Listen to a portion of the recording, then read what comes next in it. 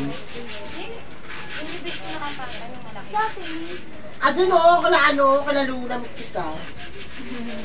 Alam mo na kung saan na naman nanonood. Isong sa katin mo. Lumalandi ka na naman sa kanilang rampa. Yellow. Hoy, Kat! February 18. 40 days. Pupunta ka dito ha. Maghahanda sila Jeffrey eh. Diretso na ng cemeteryo. Tapos 19, i-celebrate nyo na ni ano. Okay na sana. Wala nag-react sa atin.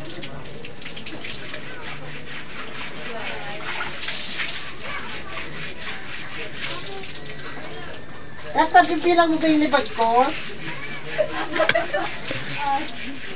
Pakibilang nga tapos palaminate mo. Yung? Libag ko. Wala pa yung ano mo? Jowa mo? Wala pa gaga sa March 20 pa siya ulo. Ano yun? Ang tagal naman.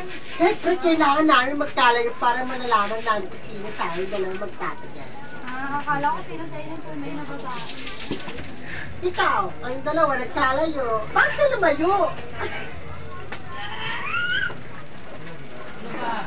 Baka nandyan si Becky. Uyat nyo kagabi. Hindi ka pumasok. Pagalitan mo nga ate. Oo, teka lang. Papalitin ako. Tignan mo dyan, kasama ni nanay natutulog. Nalulunod ako. Tangina, iskandal ka.